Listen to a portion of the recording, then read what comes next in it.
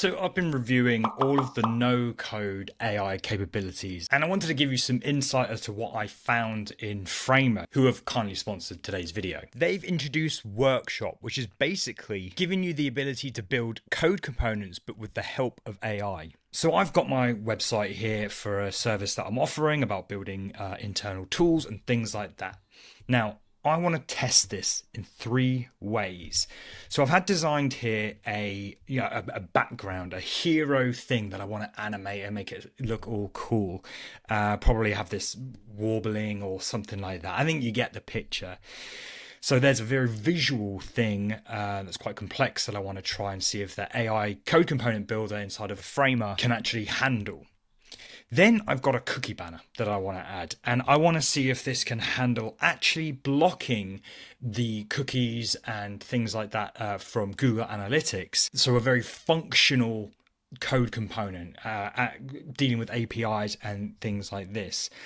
I haven't got it designed here, but I also want to test it on its API capabilities on, say, we'll probably get it to load a Pokemon or something silly like that. So 3 very functional demonstrations on whether this code component can handle what it is we throw at it. I've got the website here. It's called ShipFast. You can see it at samuelgregory.co.uk/shipfast.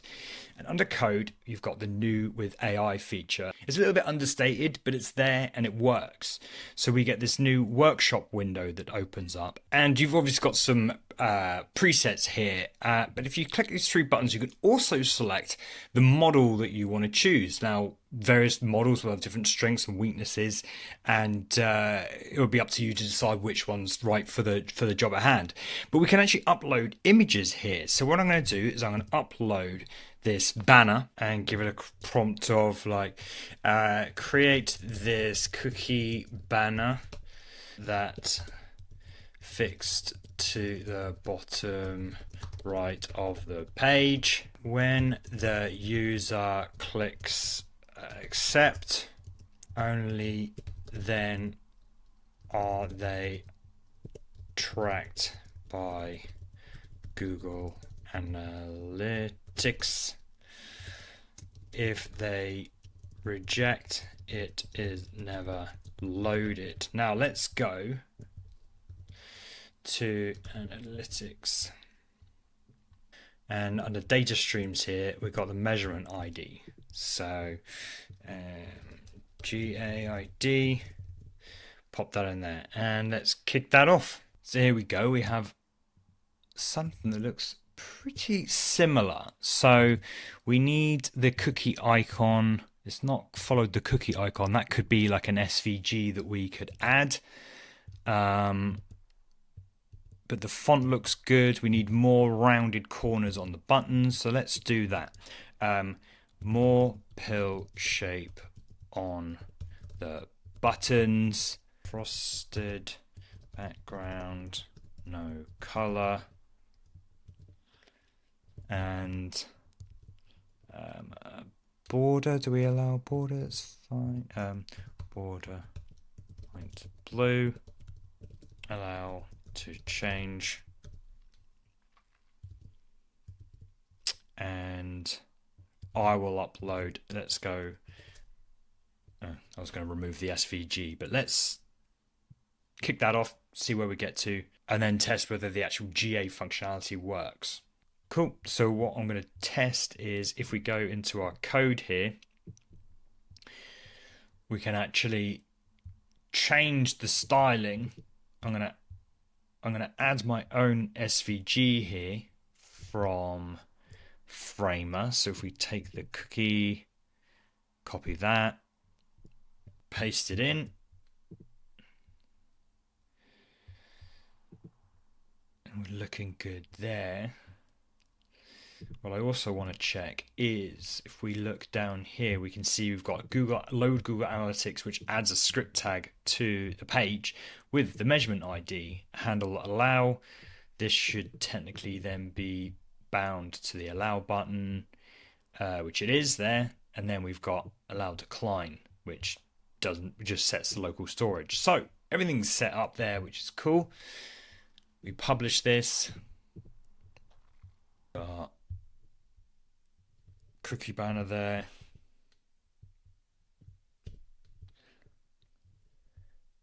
go into elements here.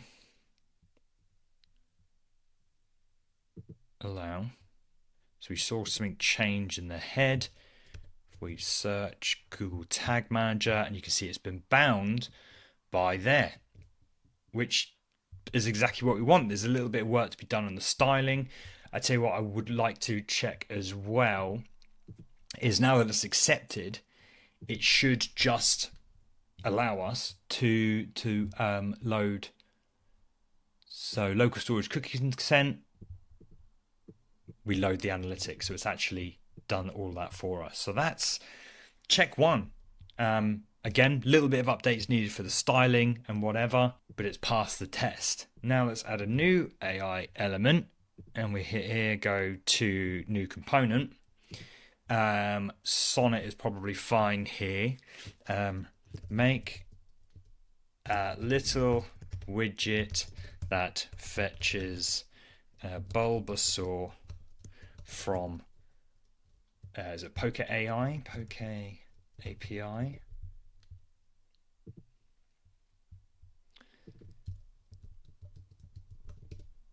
Yeah, PokéAPI. And let's show it with a play button that makes it cry. Let's try that. Bulbasaur from PokéAPI. With a button that plays its cry. Let's give that a go. Let's see if it takes the design of the page and changes it to the actual design of the page. That's what I'm interested in here. So there we go. And let's add this to one of the sections of the page.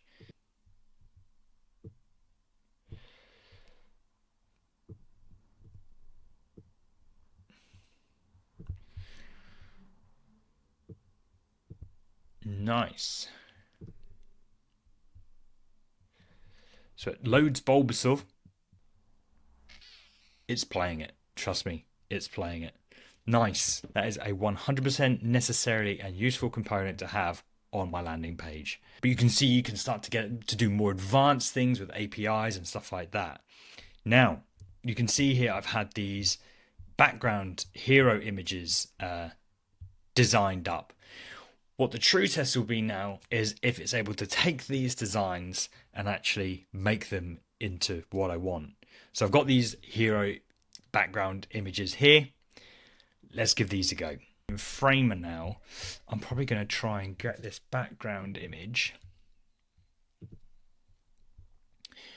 Download that bad boy.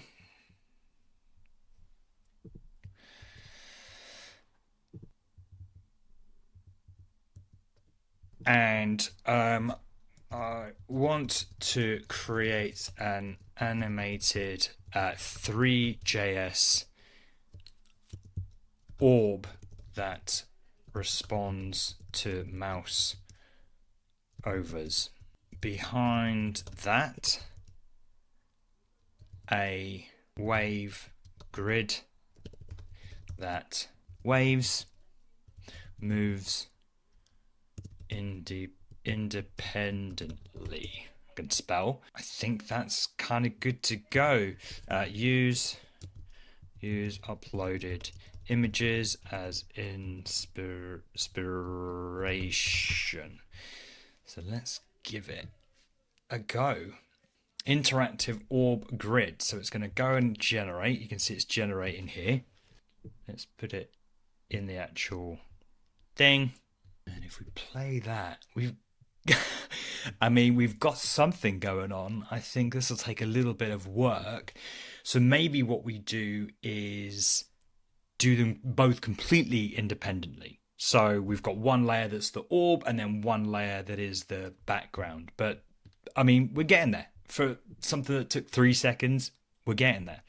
So remove the wave underneath the orb. Let's see if we can upload the orb again. Make the orb look more like the image with waves, higher resolution. I might actually choose Gemini 3 for our next iteration, just because I think Gemini 3 and Gemini 3.1 are just a little bit better at the UI stuff than, say, Sonnet is. Okay, and it's done here, looking really cool. So we've got a glow there following the mouse, but it is killing my computer, so you might have to remove that. We are getting there, and if we come back to here, what I've noticed as well is that we can actually change the color. It's actually given us some parameters there that we can change the color of the orb, as well as glow, line height, things like that. Right, I thought I'd give this a go just in case. Let's make sure we are definitely in Pro. Create this as a Three.js / WebGL interactive globe as a React component. Again, I'm determined to figure out if Gemini is good at visual recreation of things and the visual aspects. I've actually got a video coming out that we'll be testing the different models and their design capabilities and their visual capabilities. I've always been a favorite of Gemini. However, it'll be interesting to see what the others, how they compare, basically. So let's give this a second and see where we get up to. So here's what Gemini came up with. And I think there's some elements to this that I really like. And I think we could probably get a little bit closer to what Gemini 3 did inside of Framer. So let's see if we can make this, make it more spherical. But otherwise, it looks pretty good. And the performance is pretty good too. And there we go. So spin it around. Obviously, still doesn't quite look like what we've got here. But it just goes to show that now we can take this code. Okay, we've got it in. So yeah, we're making some progress. This might be an option to get better results from different models and things like that.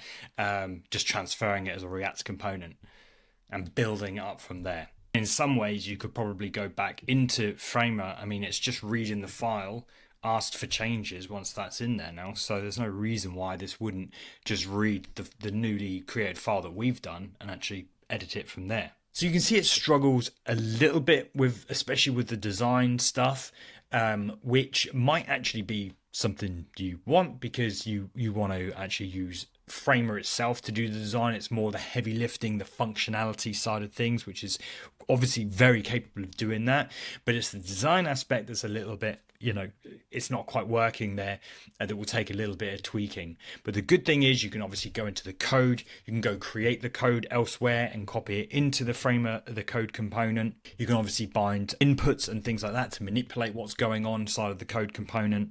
And this is actually an amazing head start to get things done.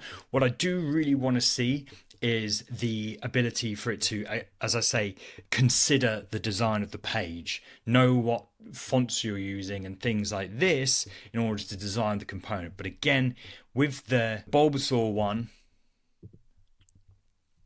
we've got these backgrounds here in which we can actually then bind our styles and things like that we already have saved to the component. So you might prefer one or the other, but that's what I would like to see. I think people are going to find this a very, very useful and not overpowering feature of Framer. It fits in really smoothly, which I've always said I love Framer for their ability to incorporate features without adding bloat and things that are unnecessary. It sort of still maintains its really clean and clear user interface. So subscribe if you haven't already. Thank you once again for Framer for sponsoring this video. All the links to everything will be down below in the description. Thank you to my Patreons who support me directly. Until next time, keep on vibing.